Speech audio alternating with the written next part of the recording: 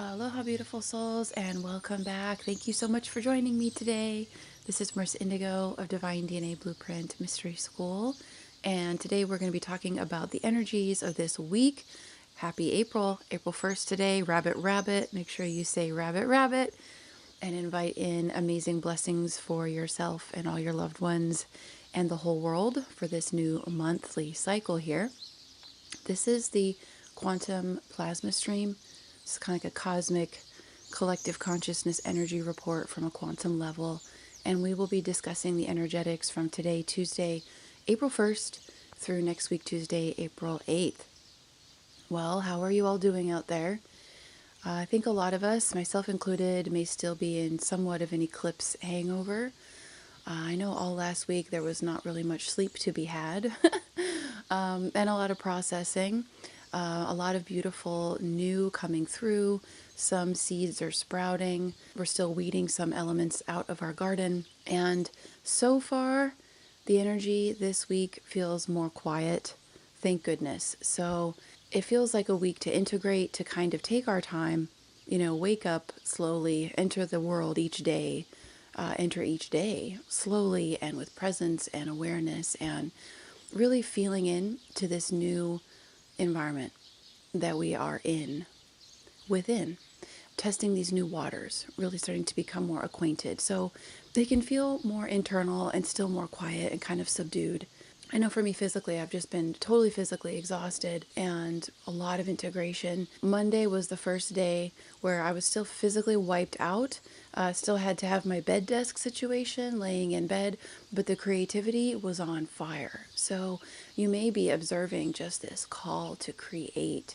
There might be a wonderful spark of creative energy surging through you for projects and maybe things that you have been seeing over the years, maybe new projects coming online. A big piece is this massive transit that happened 24 hours after the eclipse.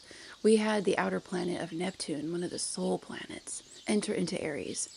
And that's like a really weird image. If you imagine like mer people or these aquatic people, amphibious people, beings, ancient beings with seaweed and a lot of emotions, a lot of water, a lot of power, rising out of the water and walking onto the beach. It evokes a lot of different images. And so this energy is kind of like this ancient primordial energy, a lot of history, a lot of Akashic clearing. And depending on the level of consciousness that you're observing, you could see across the board, like for instance, people that are totally delusional, being quite fierce in their emotions. So being very reactive, or violent, or really believing, propaganda. That's really on the rise right now, at the lowest levels of consciousness, of awareness, we should say, where people are just allowing the programming to just dictate their everything, right? All the way to the other extreme, those of us that have been on the path longer have done more of the internal work and clearing emotionally, and at least have somewhat of more of a grip on our emotional state and our self-awareness, and we're here to do the work. The most amazing opportunities to take action on our dreams and actually put energy outwards into the physical world to start to anchor our dreams, our higher timelines here, right? So very, very interesting energy. And personally, I feel like all the different levels of collectives are just kind of reeling from different levels of shock, of revelation, and it's a lot to contend with. So you may observe people around you or in public, or family members, just depending on their level of self-awareness, almost like having to defend their emotions that are coming from these really ancient, distorted places, like ancient baggage coming up, and you're like, oh wow, they're trying to clear that. They have a lot of emotional intensity and ferocity behind wanting to clear something out. So you may observe that, and it can be eruptive at times because the Neptune energy is so powerful. It's such deep water. At the same time, while all of that clearing is happening all around us, and maybe some clearing for us as well, we're always in this process during the awakening and the ascension. There's always more ancient parts to be integrated. What's really lovely is that there's also these amazing higher aspects coming forth, and memories and gifts, and again, more of that creative vision. So it can be a really powerful time for spiritual knowledge, even more spiritual gifts and abilities coming on board. Like all of a sudden you're like, I know this, I just know this. And it's this ancient knowledge is coming forth, spilling forth from your Akash, from your own internal library, your own DNA's genetic codes. So you can see why there would be the whole spectrum of rays of light and color with this, right? From the unconscious and the subconscious stuff that needs to be processed and released and no longer carried around. And this applies to whole countries, whole collectives of people in different generations and all of that. And then these really beautiful new earth, higher frequency, spiritual awareness. And so we're going to start to see all of us here together are on, it's not a cresting wave yet, but there is a momentum building behind this wave of a renaissance of spiritual healing and spiritual technology, light technology. We're going to see so much beautiful creativity of people all of a sudden like, oh my gosh, I want to design an oracle deck. I want to get into healing arts and healing energies and Reiki and all kinds of beautiful cultural, spiritual renaissance is happening. At the same time, all of this new is being created while different levels of consciousness are working out their own Akashic dramas. It's a very interesting time. Another thing to know is that the energy is going to get louder. Like you're going to start to really feel and hear the dissonance, the frequencies. So the best way to try to explain what I'm trying to say here is imagine you're flipping through radio stations and there's like a ton of different channels kind of scrambling together and it's very loud. And this is all the external stuff, right? The external distortion, external frequencies. Not all of it will be distortion, but because we're here on Earth and we are coexisting with many different levels of consciousness in what's called there's a psi bank. It's like a psychic network. It's almost like a whole other layer to our biosphere here on the Earth. It's more of the original neural network, the original neural link is a kind of telepathic or psychic connection, an energetic connection through our nervous systems with others and all of creation, all life, all sentient life. That telepathic psychic connection is going to get louder. And it's very important now that we have different energetic practices to clear our energy, move the energy, really know your own energy versus the other stuff out on the radio station. Very, very interesting. So it's going to continue to get louder. We have access to more information. And well, what that means is that's the whole gamut of information. So it's an important time for mastery to cultivate that inner quiet within. So your meditative practices, your energetic alignment, time out on Earth is very, very important. This week, it would be really great to be out on Gaia and just be with nature and just slow down and just do your best to take kind of a slow and focused and methodical approach to your day, listening in to what's highest aligned for you today. It's going to be important going forward to feel in to whether something is appropriate or aligned for that day. Like, oh, I'm not going to go to that place today. I'm just not really feeling it. Like, don't push, You really want to listen. Don't let the ego anymore override your divine intelligence, your higher self, your inner being's knowledge, because it's always communicating to us. And so it's our responsibility to listen. And that will save a lot of headache, a lot of expense, all kinds of stuff. There's this possibility now to work with chaos in a really beautiful and alchemical way, right? Because all things come forth from the chaos as an artist, and we are all artists of our life. Every day is like a canvas for you to work with the energies and to transmute and to also work with whatever shows up each day. So this week is really about starting to acclimate somewhat into an entirely new paradigm that is happening, understanding, recognizing, respecting, and honoring that there are many different layers of consciousness and souls on individual paths, also going through this in their own way. And another really important element, not just for this week, but in general now going forward, is our artistry. So being creative, connecting with art, the arts, the sacred arts, music, any kind of artistic expression, singing, working with color. It's really about opening up our hearts and being a creative flow. And this is all of us tapping into our receptive, sacred, feminine energy channels within the body, within our soul, that Shakti flow of unbridled creativity. And you'll find that the more you tap into that life force energy of creativity, the more alive you will feel, the more enthusiastic, the more passionate. So there's a massive heart expansion where we're really migrating to the heart being how we function every day, all the time. We're still remembering, we're still calibrating. This is new. Some of us have more experience than others, but it's just we're all going in that direction. We're all going quantum. And so the artistic expression and the connection to your creativity is actually the facilitation, the bridge to your divinity. So this will also assist you, to connect in and listen to and work with, partner with, navigate through your higher self, your inner being, your soul's wisdom, your universal consciousness. Being creative and in the heart through art, and remember that the word art is in the word heart, is going to be very crucial. We are going to be seeing a beautiful, beautiful creative surge, all kinds of sacred art and innovation and people wanting to come together and all of this. This is very, very critical, truly, for the next cycle that we're in here. When we talk about Pluto and Aquarius and people coming together and the individual, it's a time of celebration of your individual creativity and what really lights you up and you want to indulge. That is part of the sacred honoring of why you came here, because all of us incarnated into a paradigm that didn't value the heart or creativity, right? If anything, we were twisted, we were molded against it. So it is very important that we live in that space, and it can be as basic as starting to just allow yourself to color in coloring books. Very simple, just open the doors and see what really lights you up and inspires you. And it could be photography with your phone out in nature. Very simple, but it is crucial because that is the key or the doorway to maintaining balance and clarity while there is a continual chaotic element around us, while different levels of consciousness work it out.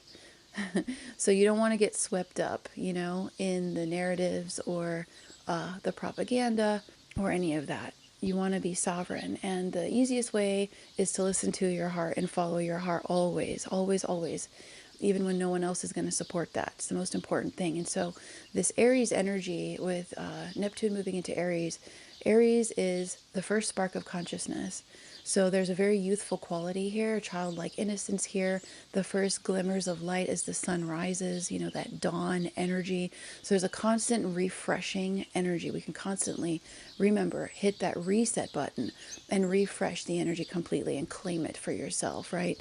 So you want to really build up a positive, loving, spiritual, integrated self-concept, being your own cheerleader, being that for others, and understanding that in this time, as people are going through a lot, and there is so much to navigate, to go through that noise and that static to find truth and authenticity and faith and love, that you can't really expect others to cheer you on. There will be those, the higher levels, that have done the work and have filled their cup, right? Their lamp is lit and they're here to help light others. You will see that, but not in the mainstream consciousness. The mainstream consciousness is in a collapse and a total degradation. So it's in more of a scramble because it doesn't understand that there are higher templates trying to come to replace the old, right? And so when you're on that kind of a finite existential glimpse of everything that's very materialistic, and I'm talking about from a philosophical standpoint, like there's no spiritual integration yet. There's no understanding that there's more. There's not the realization or the divine knowledge that an ending is a beginning. People that are in that frame of mind, more of the intellectual, and they're not really in the spatial brain, they're going to be having a hard time. So it's our job to balance that out by doing our service, by living in our hearts, and celebrating the art in the heart. And what's interesting is the more that you, so to say, indulge your creativity, poetry, all the things, it's almost like, oh yeah, let's open the door to these ancient aspects, all these different ancient gods and goddesses that we have these codes within. Amazing, amazing star, star people, star being, remembering. I mean, there's just so much here of these sacred sciences, or the noetic sciences as they were called, for creative energy, that it will assist in balancing out the shift for those who are really going through it and in the really dense emotional energy. So hopefully this makes sense. As far as like light body and physical body, it has been a lot. It has been a lot for me, at least. I shared an eclipse special over the weekend. This energy was all on my own stuff, my own chart. So a lot of almost like at a cellular level, I'm seeing, like they're getting stitched open and some things are getting pulled out and then they're getting sewn back up and and refreshed. And so a lot of physical exhaustion, and I feel like that could be true for a lot of us, really, because the Aries new moon solar eclipse is about the new identity, the new light, the new higher self. So it's a lot of work for the body to rewrite and match that frequency, right? So if you have a lot of fatigue, hopefully we'll sleep really well this week. Let's see, like spinal pain and tension. And so energetic kind of moving of energy like Tai Chi Gong or slow stretches, restorative yoga, sound baths, all of that can really assist. And you can just listen to beautiful frequencies on YouTube, but make sure that you give yourself plenty of opportunities to pause and just completely reset. Just go lay down, even if it's like 12 minutes, whatever you can do. Just give yourself the opportunity to just fully relax cellularly and just welcome and just bathe your body in different beautiful rays of light and color. Come into your heart, open up and ask to feel the paradise, the heavenly frequencies, connect with that. You want to continue to cultivate that frequency inside of yourself. Each of us are really serving now, every one of you that's listening here. That's why we're together and we have this channel as stabilizers on the grid for this next level of shift and integration. We're in a very historical time for the evolution of humanity. These are the times that we came for. And so we have to remember our mastery and that quiet within, the deep peace within our soul and our deep center, and hold that while there is a lot going on all around. So it's like the eye of the storm kind of energy. So this week is a really big week for integrating. You may observe at first like feeling perhaps like a hyper ADD where it's hard to focus, and maybe there's just so much going on at once. And so just try to slow down the best you can and just prioritize, like, well, what's the most important right now? Oh, well, just resting, just pausing for a minute. Okay. And then maybe, you tend to the things that you have to tend to around the house and work, all the things. And then there's some creative outlet that wants to come. So it's an interesting walking the midline here between extremes and between being scattered and centered. So doing your best to find that focus for your creativity and like what wants to come through you. It's a beautiful time. And again, just take your time. We're navigating an entirely new everything. And that can be weird because nothing may look different yet. Everything you might be, you're in the same bed, you're in the same house, like in the same town, like all these things.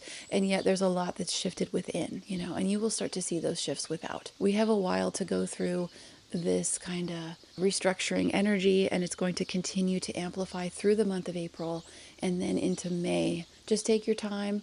Just know that you have all the time in the world, and maybe you finally get to writing those books or painting that fabulous painting, or maybe there's an entirely new transformation of how you express yourself creatively. It's fun to note that a lot of our most celebrated and creative pop culture icons, actors, actresses, like pop stars, like singers, fashion designers, it's a lot of Aries energy. So like Marc Jacobs, he's an Aries, Lady Gaga, although I'm not really a fan of her, now, but her creative expression and like her individuality with her really out there fashion choices and things like that, that's Aries energy. Like, be yourself, just be yourself and have fun with it and rock it, and be brilliant. And you will just feel this celebratory, like, liberation, this freedom to be yourself. So there's this pioneering energy in how we celebrate ourselves and express ourselves. So that's where some of that creative artist kind of energy can come forth. And you may want to change some things and just have fun.